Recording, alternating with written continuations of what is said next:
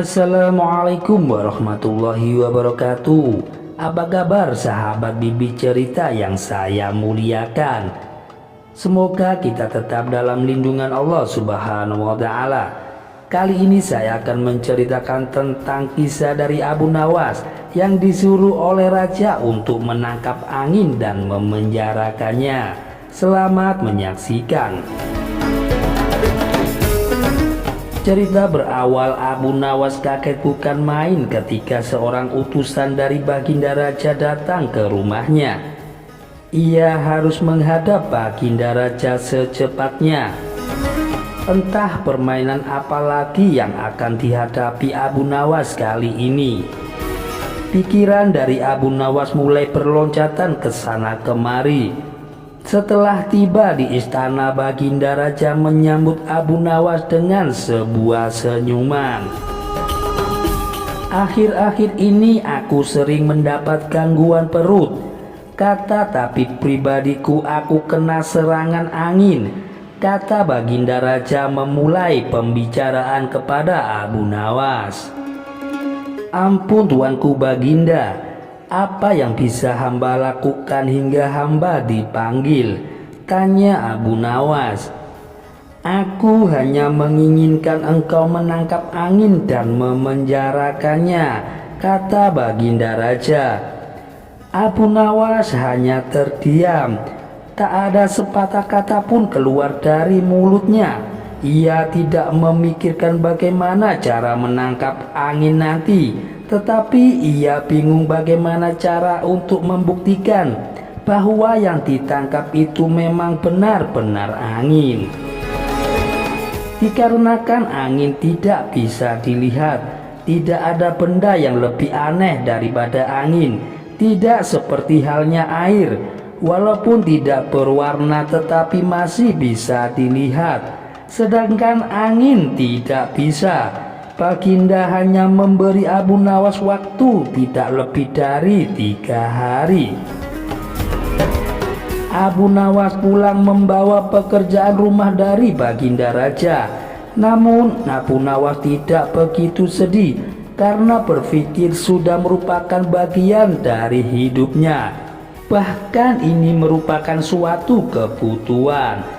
Ia yakin bahwa dengan berpikir akan terbentang jalan keluar dari kesulitan yang sedang ia hadapi.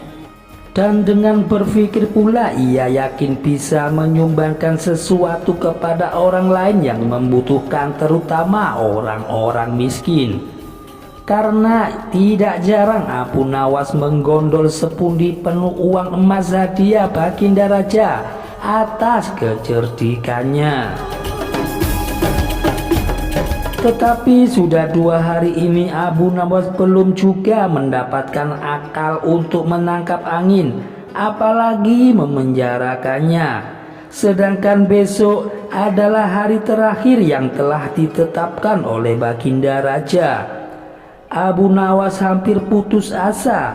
Abu Nawas benar-benar tidak bisa tidur walaupun hanya sekejap. Mungkin memang sudah takdir. Kayaknya kali ini Abu Nawas harus menjalani hukuman karena gagal melaksanakan perintah dari Baginda Raja. Ia berjalan gontai menuju istana. Di sela-sela kepasrahannya kepada takdir, ia ingat akan sesuatu, yaitu cerita Aladin dan lampu wasiatnya. Bukankah jin itu tidak terlihat? Abu Nawas bertanya kepada dirinya sendiri. Ia bercingkrak girang dan segera berlari pulang. Sesampainya di rumah ia secepat mungkin menyiapkan segala sesuatunya kemudian menuju ke istana. Di pintu gerbang istana, Abu Nawas langsung dipersilakan masuk oleh para pengawal karena Baginda Raja sedang menunggu kehadirannya. Dengan tidak sabar Baginda langsung bertanya kepada Abu Nawas, "Sudahkah engkau berhasil memenjarakan angin, hai Abu Nawas?" "Sudah Paduka yang mulia," jawab Abu Nawas dengan muka berseri-seri sambil mengeluarkan botol yang sudah disumbatnya. Kemudian Abu Nawas menyerahkan botol itu kepada Baginda Raja. Baginda menimang-nimang botol itu. "Mana angin itu, hai Abu Nawas?" tanya Baginda Raja. "Di dalam, tuanku yang mulia," jawab Abu Nawas penuh takzim. "Aku tak melihat apa-apa," kata Baginda Raja. "Ampun tuanku yang mulia, memang angin tak bisa untuk dilihat. Tetapi bila Paduka ingin tahu angin, tutup botol itu harus dibuka terlebih dahulu," kata Abu Nawas menjelaskan. Setelah tutup botol dibuka, Baginda mencium bau yang sangat busuk, yaitu bau kentut yang begitu menyengat hidung. "Bau apa ini Abu Nawas?" tanya Baginda begitu marah. "Ampun tuanku yang mulia, tadi hamba buang angin dan hamba memasukkannya ke dalam botol.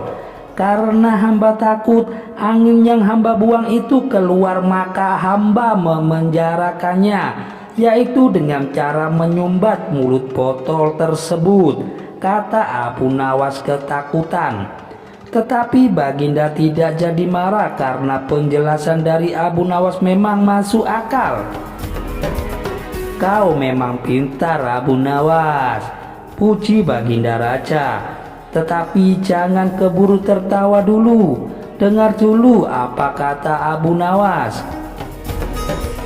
Baginda Raja, "Ya Abu Nawas, hamba sebenarnya cukup pusing untuk memikirkan cara melaksanakan tugas memenjarakan angin ini." "Lalu apa maksudmu Abu Nawas?" "Hamba minta ganti rugi." "Kamu hendak memeras seorang raja Abu Nawas?" "Bukan begitu Baginda." "Lalu apa maumu?" ucap Baginda Raja. "Baginda harus memberi saya hadiah berupa uang sekedar untuk bisa belanja dalam 1 bulan. Kalau tidak aku kasih bagaimana?" tantang Baginda Raja. "Kalau Baginda tidak mau mengasih, hamba akan menceritakan kepada khalayak ramai bahwa Baginda telah dengan sengaja mencium kentut dari hamba." Baginda pun merasa kaget dan jengkel, tetapi kemudian tertawa terbahak-bahak. "Baiklah kalau begitu, kukabulkan permintaanmu Abu Nawas." Demikian cerita dari Abu Nawas ini bisa saya sajikan. Jangan lupa untuk dukung channel kami agar berkembang ke depannya dengan cara menekan tombol like dan subscribe. Wassalamualaikum warahmatullahi wabarakatuh.